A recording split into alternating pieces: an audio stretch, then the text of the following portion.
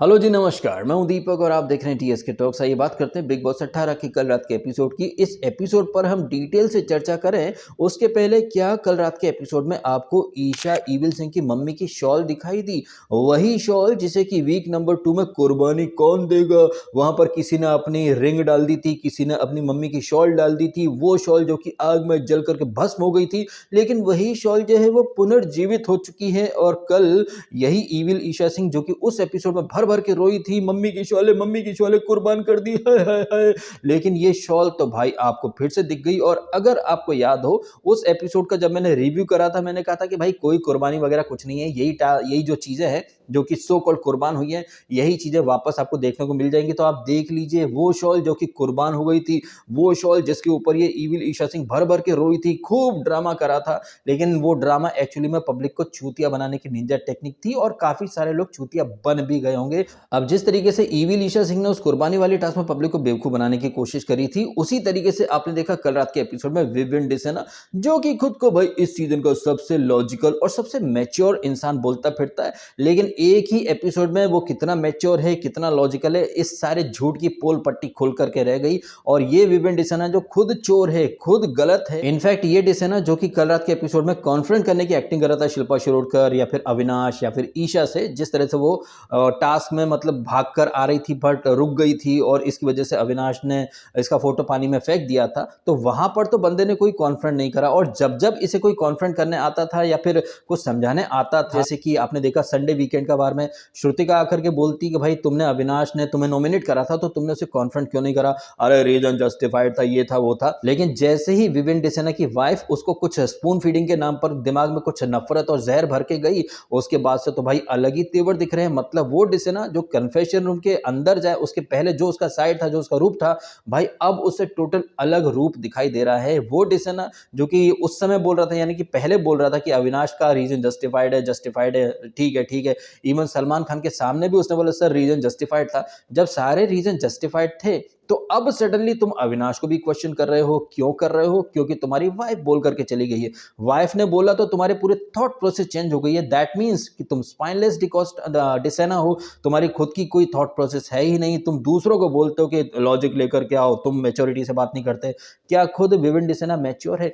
जबकि कल रात के एपिसोड में डिसेना ने खुद साबित कर दिया कि मैच्योरिटी का, लॉजिक का, समझदारी का और स्पाइन का डिसेना से कहीं दूर दूर तक वास्ता नहीं है। और कान का कच्चा कितना है ये क्या नाम इसका, नैरेटिव डिसेना। और अगर आपने मेरे रिव्यू स्टार्ट से फॉलो करे हैं तो आपको भी एहसास होगा कि मैंने तीसरे या चौथे वीक से ही इसको नैरेटिव डिसेना बोलना शुरू कर दिया था। और इसकी हरकतें खुद ऐसी थी, मतलब ये कहीं से कहीं तक रियल लगता ही नहीं था। और ये चीज तो आपने खुद ने महसूस करी होगी कि ये डिसेना जो दूसरों को बोलता रहा कि भाई ये एक्टिंग कर रहे हैं, कैरेक्टर पकड़ के चल रहे हैं, डायरेक्टर कट करना भूल गया है, इस तरह के जो कंटेस्टेंट होते हैं ना, जो दूसरों को बोलते हैं कि भाई ये एक्टिंग कर रहे हैं, हकीकत में वही कंटेस्टेंट सबसे ज्यादा एक्टिंग करता है। जैसे कि ये डिसेना डे वन से बड़े लॉजिकल, समझदार इंसान की, मैच्योर इंसान की एक्टिंग कर रहा था और ये अपनी बात पर टिकता ही नहीं है। इसके स्टेटमेंट कितने ज्यादा कॉन्ट्राडिक्शन से भरे होते हैं। दिग्विजय से बोलता है कि रिश्तों का शो है, कनेक्शन का शो है, लेकिन कल क्या बोल रहा था, कोई रिश्ते नहीं है, कोई कुछ नहीं भाई, हम तो अलग चलेंगे, अकेला चलेंगे। और लोगों से कह रहे हो कि हो गया सब कुछ, रिश्तों की थाली लेकर के तुम चलो। लेकिन जस्ट बिकॉज कि इन्हें इनकी बीवी ने थोड़ा सा स्पून फीडिंग के थ्रू कुछ बातें बता क्या दी हैं, बाहर का पूरा फीडबैक दे दिया है, तो भाई सब सडनली ये जिन लोगों के संग बैठते थे अब उन्हीं से इन्हें ट्रस्ट इश्यू हो गए हैं। मतलब ट्रस्ट इश्यू पर दिग्विजय कुछ बोले तो हर कोई उस पर पिल पड़ता है, लेकिन तुम भी तो वही चीज कर रहे हो। इससे समझ में आ रहा है कि तुम्हारे खुद के कोई फर्म ओपिनियन या स्टैंड या थॉट प्रोसेस है ही नहीं। तुम कान के नेक्स्ट लेवल के कच्चे हो। तुम अपनी बीवी से काउंटर तक नहीं कर पाए कि नहीं मैं उनके साथ पिछले 60 दिनों से हूं, वो गलत नहीं है। हो सकता है कि एक दो बातें हुई हो, लेकिन मैं इतनी जल्दी उन्हें कॉन्फ्रंट नहीं करूंगा। लेकिन नहीं, एक दिन पहले तक तुम कह रहे थे कि रीजन जस्टिफाइड है, सब सॉर्टेड है। एक दिन बाद अरे भाई मिश्रा तू उसके ब्लेंडर को कवर मत कर, तू ले सकता था।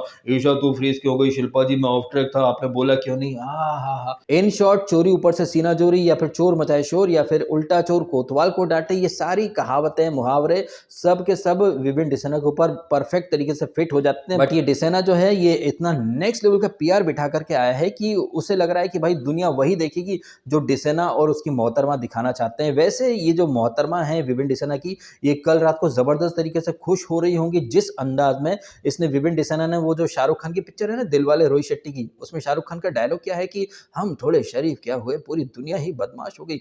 उसी डायलॉग को कहीं न कहीं थोड़ा-सा चेंज करके विवेन डिसना क्या बोलता है कि हमने थोड़ी प्यार मोहब्बत क्या दिखाई, पूरे घर वाले फरेबी निकले। अब जिस तरीके से विवेन डिसना के इस डायलॉग, इस मोनोलॉग को मतलब प्रोमो में ओवर हाइप करके दिखाया बिग बॉस ने, ये देख करके नौरान का दिल गार्डन गार्डन हो गया होगा। और बहरीन का इम्पोर्टे तौबे को छबाते छबाते उसने गाना गाया होगा कि तुम्हारी अदाओं पे मैं वारी वारी, तुम्हारी अदाओं पे मैं वारी वारी, हर एक बात है जैसे मीठी कतारी, वल्ला हबीबी माशा अल्लाह वल्ला वल्ला।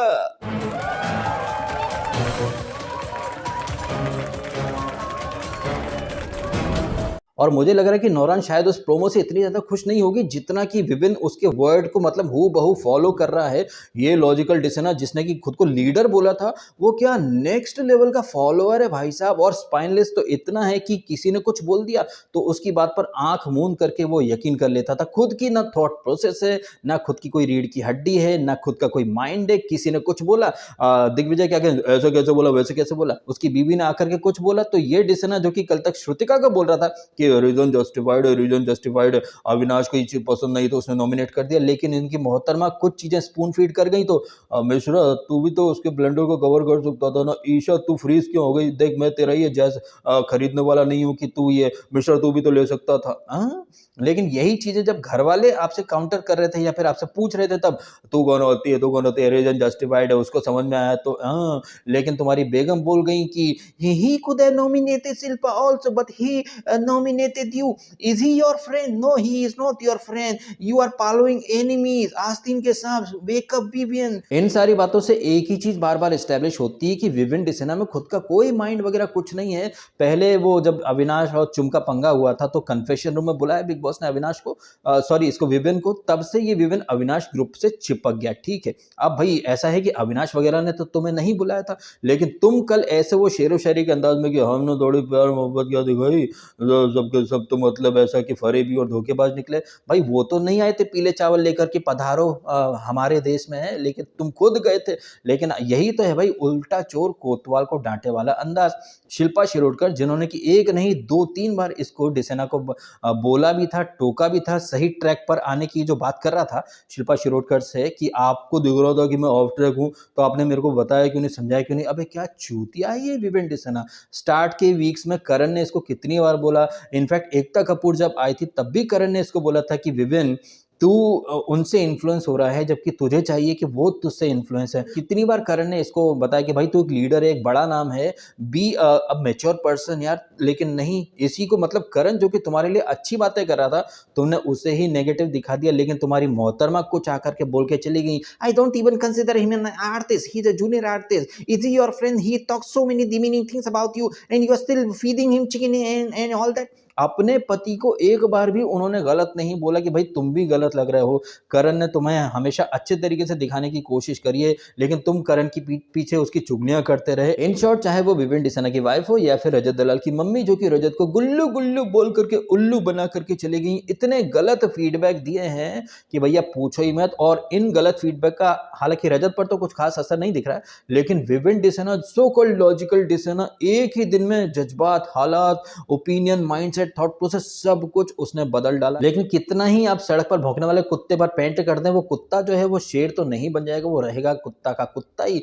और ये विवेन डिसना कुत्ता बन करके इसने भौंकना शुरू कर दिया। पहले वो शिल्पा शिरोडकर से पूछ रहा था कि भाई आपने टोका क्यों नहीं। शिल्पा ने कितनी बार टोका, जब रजत और शिल्पा का पंगा हुआ था तब भी शिल्पा ने आकर के बोला था कि विवेन तू बोल क्यों नहीं रहा कुछ। जब सारा अरफीन खान गई थी शिल्पा शिरोडकर की फैमिली के ऊपर तब तो लाडला वहीं था वो डोमिनोज वाली टास्क में, तब भी लाडला ने कुछ नहीं बोला, मतलब कोई स्टैंड नहीं लिया। शिल्पा ने एक नहीं कईयों बार इसको विवेन को टोका है, करणवीर मेहरा ने स्टार्ट से इसको टोका कई बार कि भाई तू बचपना कर रहा है, बच्चों के साथ बच्चा बन रहा है। तब विवेन डिसना अपने गुरूर में, मगरूरियत में इतना अंधा था कि उसे करण भी गलत लग रहा था और शिल्पा भी गलत लग रही थी। उसे अगर कोई सही लग रहा था तो वो खुद, लेकिन अब इसको विवेन को कमोबेश वो सारी बातें जो कि करण या फिर शिल्पा इसको समझाने की कोशिश कर रहे थे, वही बातें मतलब नौरान ने बोली तो एक झटके में इसको समझ में आ गया। और फिर वो ईशा को काउंटर कर रहा है, अविनाश को काउंटर कर रहा है। ईशा को क्या बोलता है कि रिश्तों की थाली लेकर के तुम चल रही हो, बट अगर कल से कुछ होगा तो हम प्रो ईशा नहीं होंगे।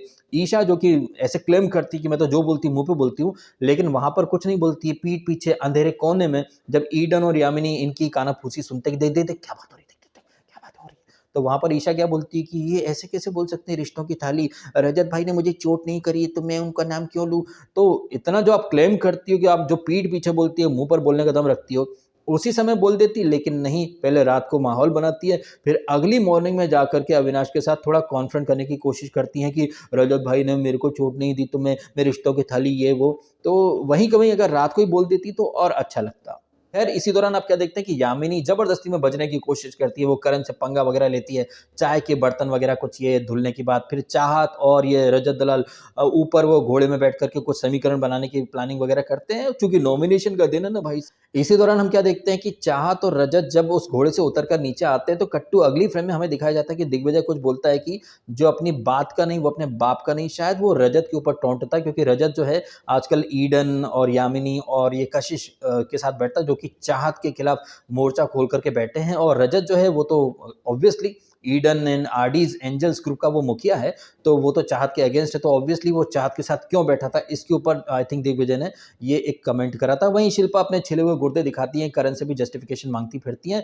इसी दौरान आप देखते हैं कि भाई बिग बॉस का घर एक कॉफी हाउस में बदल जाता है और वहां पर शुरू हो जाती है नॉमिनेशन वाली टास्क। अब चूंकि 9 लड़कियां हैं और कितने 4 लड़के हैं और भाई बहुमत जो है वो महिलाओं का है, तो बिग बॉस जो है वो कॉफी हाउस में सिर्फ महिलाओं की ही एंट्री अलाउ करता है। Men's and dogs not allowed in Avinash के कॉफी हाउस।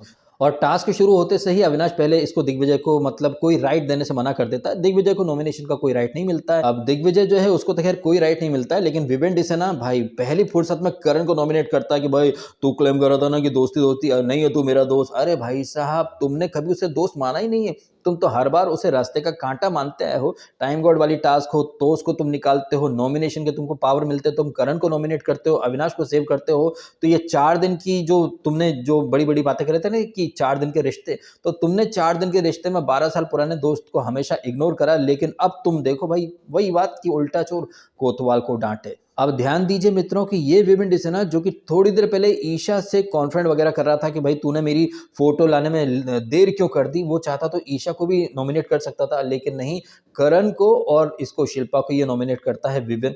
फिर रजत का नंबर आता है तो रजत ऑब्वियस से टारगेट है चाहत और दिग्विजय। फिर करण का नंबर आता है तो करण रजत को ऑब्वियसली पंगा पंगा खेलना है। और यामिनी जो कि खाम खा में बचती है, यामिनी की भी बड़ी बड़ी बातें कि आप गंदगी हो ये हो, करण बोलता है कि मैं आप गंदगी साफ करता हूँ ना तो आपको अच्छे से साफ कर दूंगा। यामिनी का नाम जो है वो नॉमिनेशन टास्क में करण के साथ साथ श्रुतिका, चुम और शिल्पा भी लाते हैं। मतलब इस बार इन लोगों ने काफी अच्छा नॉमिनेशन वगैरह खेला है, चूंकि दिग्विजय को राइट मिले नहीं है, अदरवाइज वो भी शायद कशिश और इसका यामिनी का नाम लेता। यामिनी जो बहुत ज्यादा हवा में उड़ रही थी फुद्दू फटरेना की सस्ती कॉपी बन करके, आई थिंक वो चली जाएगी इस बार, क्योंकि वो आई थिंक डेंजर जोन में आ जाएगी। बिकॉज बाकी तो सब बड़े बड़े नाम है, एमजी वाले नाम है, तो यहाँ गर्दुल्ली ये यामिनी ही है, इसको फेंको यमुना पार। अभी जितने भी मेल कंटेस्टेंट थे ये लिविंग रूम में बैठ करके अपना नॉमिनेशन वगैरह कंप्लीट कर देते हैं। उसके बाद ये लोग बैठ करके तमाशा देखते हैं। सबसे पहले भाई साहब चुम इंटर करती है, चुम जाती है, फ्लर्टिंग बाजी होती है, वो रजत को यामिनी को नॉमिनेट करती है। अब रजत को नॉमिनेट करने के लिए चुम जो कोई भी रीजन देती है, अविनाश उनसे जबरदस्त तरीके से अग्री करता है। बिकॉज वो बोलता भी है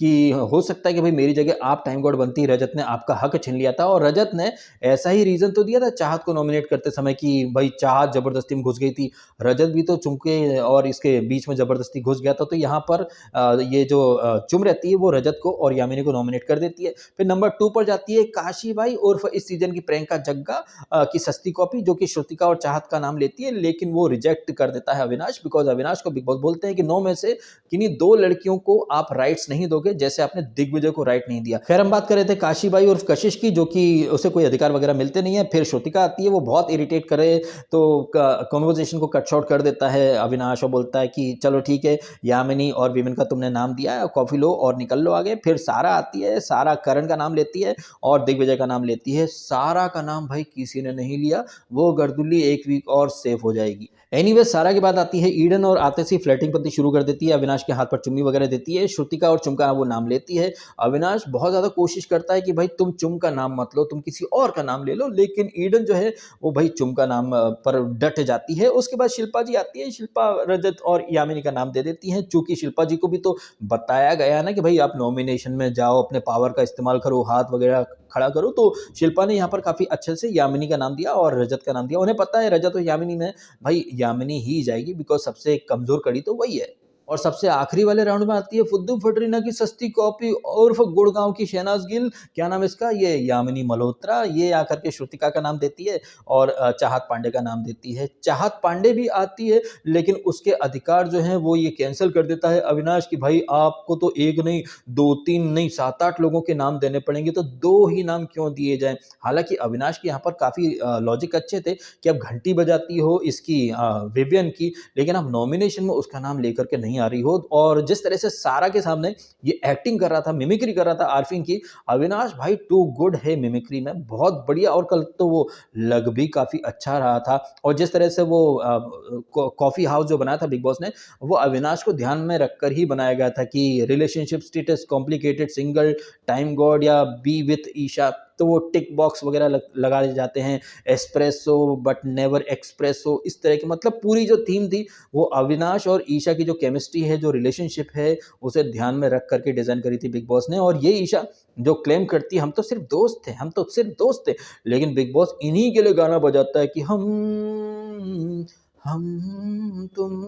उसके बाद हमने देखा है कल के एपिसोड का प्रोमो, जिसमें कि वो टाइम गॉड वाली टास्क हो रही है और काफी मतलब फिजिकल होते हुए दिखाई दे रहे हैं अकॉर्डिंग टू प्रोमो। हालांकि प्रोमो देख करके अभी कुछ कंक्लूजन पर आना सही नहीं होगा।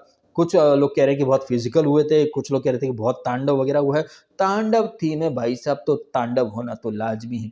अब आप बताइएगा इन सारी चीज़ों के बारे में आपकी टिप्पणियां। जिस तरह से विवेन डिसेना बड़ा लॉजिकल बना फिर रहा था भाई, वो तो कतई नूबड़ा साबित हुआ है, कतई कान का कच्चा है, खुद गलत था लेकिन उल्टा चोर कोतवाल को डांटे वाले तेवर में चल रहा है। शिल्पा शिरोडकर और करण ने तो इसे स्टार्ट से ही सही रास्ता दिखाने की कोशिश करी, लेकिन नफरत में इतना अंधा था कि इसे तो भाई आई मी माई सेल्फ के आगे तो वो बढ़ा ही नहीं। वीक नंबर 3 से जो नैरेटिव सेट करने शुरू करे हैं लाडला डिसेना ने, किस बेसिस पर, सिर्फ और सिर्फ पीआर के बेसिस पर। और इसका जो बेस्ट एग्जांपल है वो तो आपने एक दिन पहले के एपिसोड में देख लिया था, जिसमें कि विवेन की वाइफ कह रही थी why are you keeping soft corner for केवी।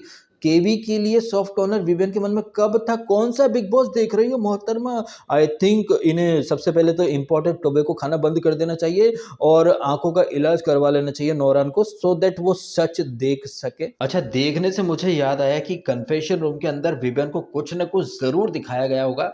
इस बात को क्या जबरदस्त तरीके से पकड़ा है कल करणवीर मेहरा ने। जैसे ही विवेन ने इसको नॉमिनेट करा और बोला क्या तू दोस्ती दोस्ती, बोलता नहीं है तू मेरा दोस्त, करण ने 1 सेकंड नहीं लगाया ताड़ने में कि भाई ऐसा क्या देख के आया तू कन्फेशन रूम में, ऐसा क्या दिखाया तुझे। मतलब गेम को कितने बढ़िया तरीके से रीड कर रहा है करणवीर मेहरा।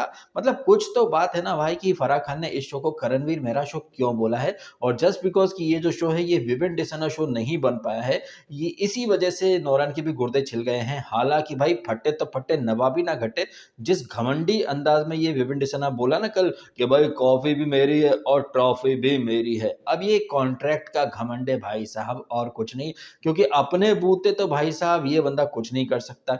ओपिनियंस हो या फिर कॉन्फ्रंट करने की बात हो या स्टैंड लेने की बात हो, हर चीज के लिए इस बंदे को भाई स्पून फीडिंग की जरूरत है। और बाहर से स्पून फीडिंग मिलते ही कैसे ये बंदा गिरगिट की तरह अपने रंग बदल लेता है, ये तो आपने सबने देख लिया है। तो जब बात आती है मेरिट के दम पर आगे बढ़ने की, तो भैया उसमें विवेन डिसेना कहीं दूर दूर तक टॉप 5 में आने के लायक भी नहीं है। लेकिन कॉन्ट्रैक्ट और लाडला होने का घमंड है कि भाई कॉफी भी मेरी है, ट्रॉफी भी मेरी है। इन बातों के बारे में जो भी है आपकी टिप्पणी कमेंट अवश्य कीजिएगा। और इस वीक किसके चांसेस लग रहे हैं? मुझे तो यामिनी के ही चांसेस लग रहे हैं, लेकिन देखते हैं भाई क्या होता है वीकेंड का वार में। क्या पता वापस से शायद नो एलिमिनेशन वाला कुछ ड्रामा ये लोग लेकर के आ जाए। देखते हैं, जो भी होगा पता चल ही जाएगा। फिलहाल इस नोट पर वीडियो खत्म करता हूँ। Thank you so much.